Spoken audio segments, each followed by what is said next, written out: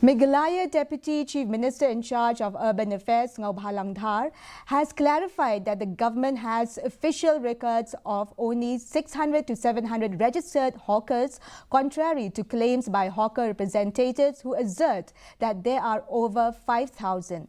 He assured that periodic survey will be conducted to ensure proper documentation, adding that the government is committed to finding a fair solution for the hawkers' relocation. He also acknowledged that the suitable locations for relocation are still being identified, emphasizing that dialogue and cooperation will be the key to finding an appropriate solution. Yes, if somebody disturb, like somebody ABC come and sit along the road, along the street, along the footpath, that is why we have to regulate properly in such a manner. There will be no disturbance for the people who walk on the footpath or people who move within the crowded area. At least 600, 700 for the registered one.